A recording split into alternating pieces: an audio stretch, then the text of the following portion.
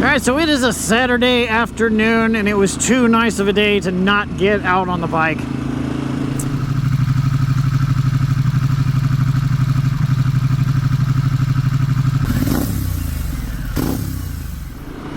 So I wanted to go over a couple tips and tricks and quirks and things to know about a Pan America. First and foremost, I mentioned this before, but let the bike warm up before you take off and drive away. I let it warm up to about 140, 150, and that's coolant temperature.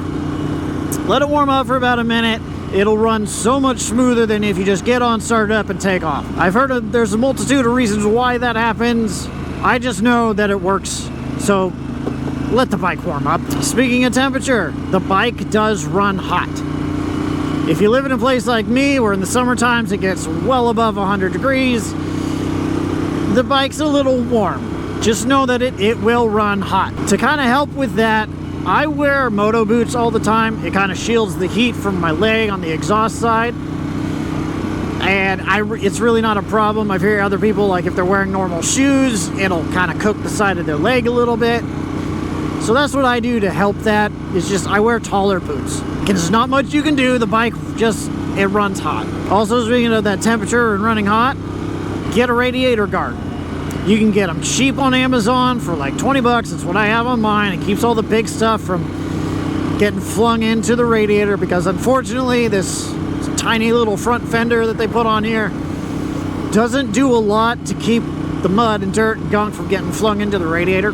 Get another barrier in between the stuff coming off your wheel and those radiator fins. Also about the radiator, keep it clean. Just rinse it off.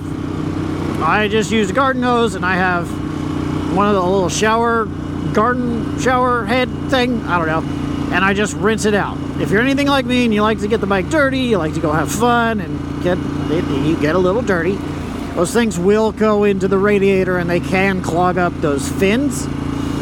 So just taking a garden hose and just rinsing it out. You don't want to use a pressure washer for that, because you don't want to damage the fin. Just rinse it out, keep it clean, help the bike breathe a little bit. Also, on the topic of the radiator, check the fluid.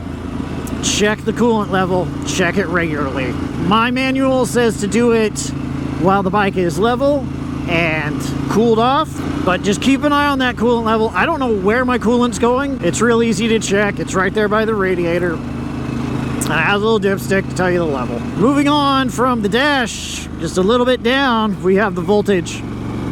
Keep an eye on your voltage. Always keep it plugged in if you don't plan on riding it for a couple days. That'll just help the battery to where it'll start easy. If you notice it's low, if it's below double digits, you might have an issue.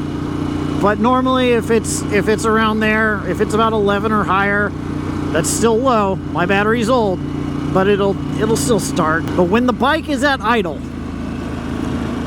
it should be around 14 volts. If it's in the low 13s or 12s, you might want to take it in and have it looked at. There's a good chance there could be something going on with your stator. Just keep it in mind. It's really easy to see. It's always on your dash. It's fine. I haven't had a problem with mine. I'm still on my stock battery, and it's over 3 years old.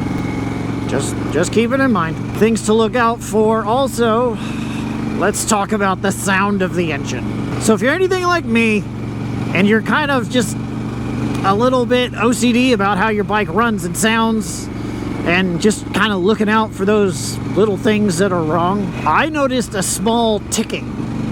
It's very slight, but it's a tick. And so what I did was I searched the internet, looked up a bunch of videos, and tried to find videos of the bike starting and running, and then like doing like a walk around of the bike, just so I can kind of compare the two sounds. So just know that the bike has a tick. It's a very small tick, but it is a tick. It's nothing to be concerned about, but you do want to look out if your bike starts clacking, like a loud tick. I mean loud, like you just hear tick, tick, tick, like super loud. Take the bike in, or have someone come and get the bike and tow it in. You don't want it to be that cam chain tensioner, which has happened before. So keep keep it in mind. It has happened. That could happen, and you don't want catastrophic engine failure. Let's talk about the navigation that's on the bike. The navigation.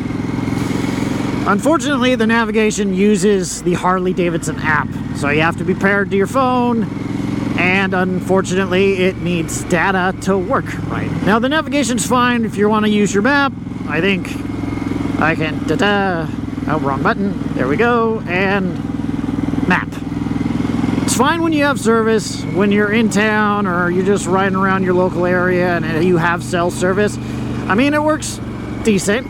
It's a map. It tells you where you can go. However, if you're like me, again, and you like to kind of go get lost up in the woods or wherever, and you don't have cell signal, that's not going to work. It just doesn't work because it needs data to work. Now, I think you can go in the app and you can map out a ride and save it, and I think that'll work offline. I haven't really tried it for that. I have a small little GPS unit that I put on my handlebars. It's a small little Garmin e-Trex 30. It's not meant for motorcycles. It's got a tiny screen, but if I get lost, I have that. So if you want to go out and go get lost and you want GPS, unfortunately you're gonna have to get a standalone GPS unit, which is, it's not uncommon. A lot of guys do it. A lot of motor companies or a lot of brands come with their own navigation and they work the same way. So it's kind of standard just to go out and get a standalone if that's what you want to go do. Now, on the topic of software, check your firmware. Make sure your firmware is up to date. You can take it into your dealership, take it into your service department, and they'll be able to just update it, make sure you're all good and up to date on the latest firmware of it. Like I said previously, the firmware was a major part in getting rid of a lot of my early year issues. It was just the computer kind of freaking out, not really knowing what was going on, but the firmware updates did help that quite a bit. Where am I going? I'm gonna go this way. Bluetooth.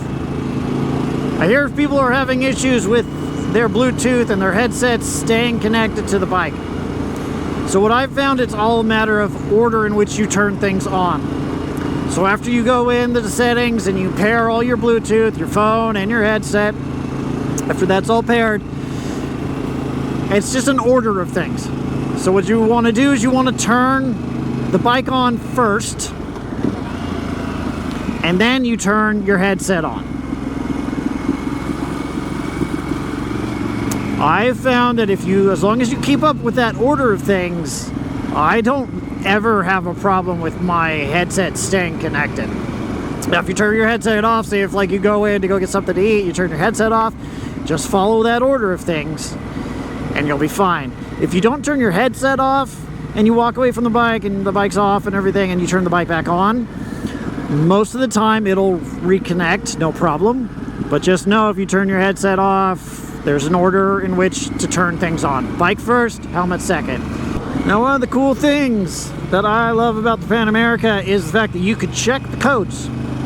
If you get a code that comes up, you'll see a little exclamation mark that says, you know, you can check them. So you go to the diagnostics in the menu, and you can look through the codes, and the codes are readily available online, so you can look up what code does what, and what code means what.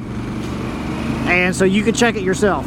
Now, if it's just like a freak out and the bike says, oh crap, and you can go in, you can clear that code, and if it doesn't come back, you're golden. But if it comes back, you'll want to look further into it. So you can clear the code.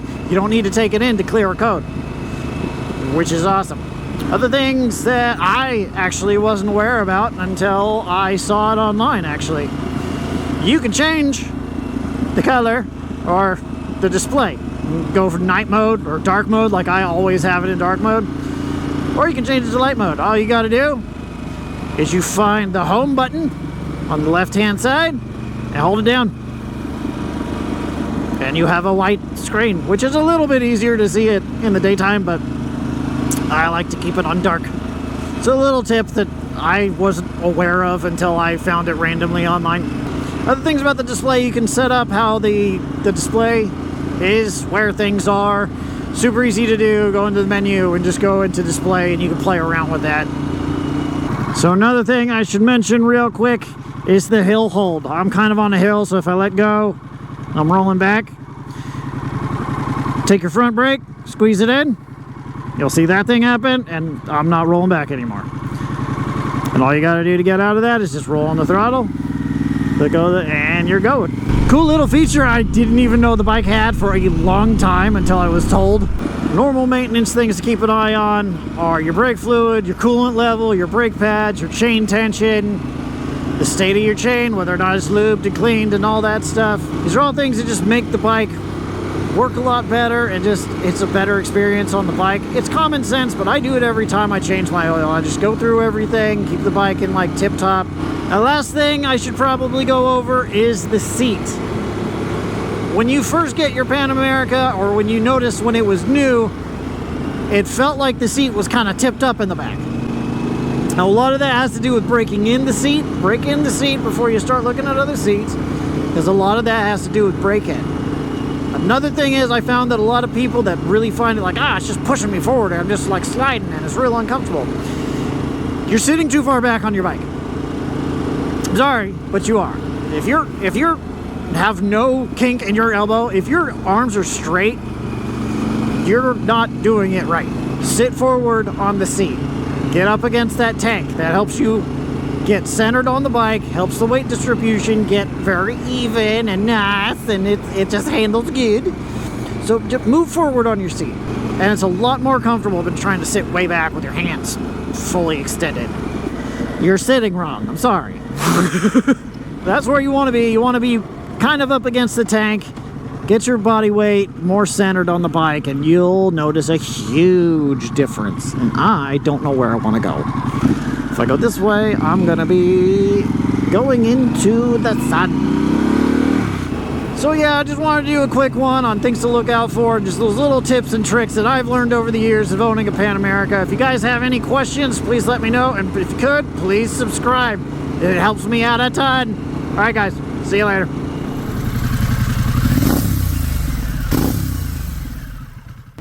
I have a small little GPR. I have a small little GPR. Jeez.